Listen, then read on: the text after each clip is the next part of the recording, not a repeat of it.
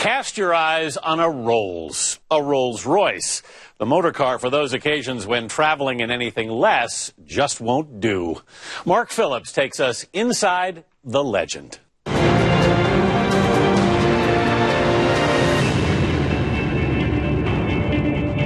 You'd think this would be enough.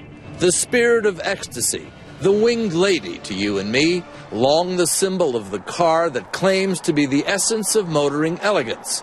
But sometimes having everything means wanting more.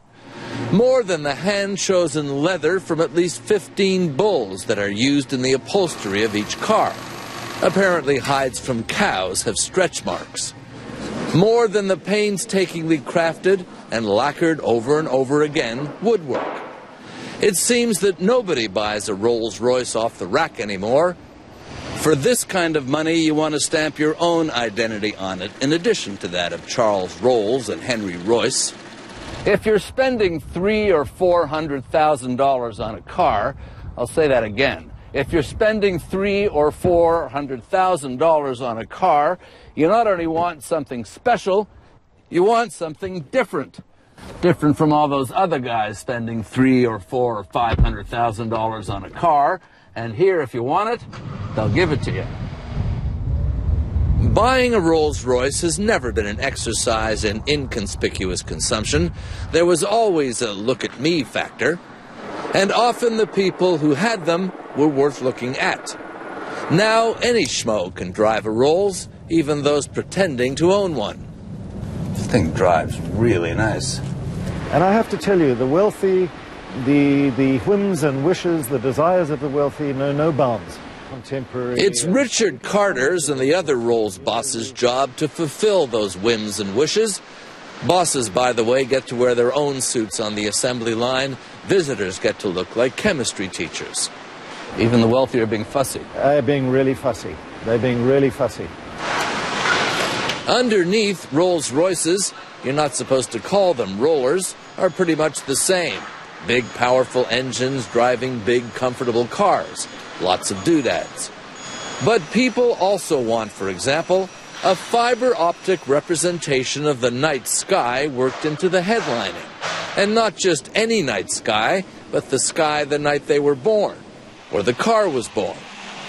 One Middle Eastern businessman thought a gold-trimmed and armored car would be nice, upping the price to about $8 million. Others wanted their car's teak deck to match their yachts. Once a Rolls was supposed to be about understated elegance. Not anymore. If it was good enough for John Lennon and his Sgt. Pepper's Rolls, it's good enough for the rest of the Lonely Hearts Club Rolls-Royce band. As is the diamond-studded interior, or the jewelry case, or the picnic basket trunk. The more they want, the more they spend. It's Richard Coller's job to guide buyers through the customization, what they call here the bespoke process.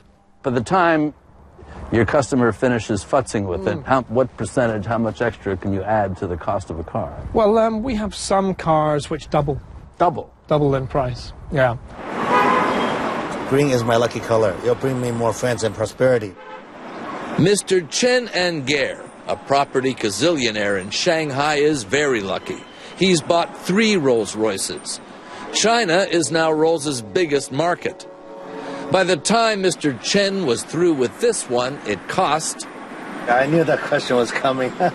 It's closer to like 1.8. That's $1.8 million. Here, they'll spend anything. And here, they'll make anything to keep the spirit of ecstasy flying.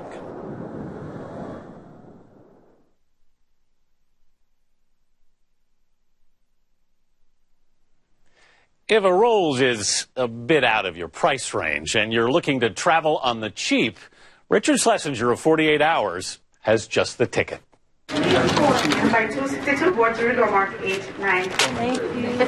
There is something about Spirit Airlines that doesn't add up.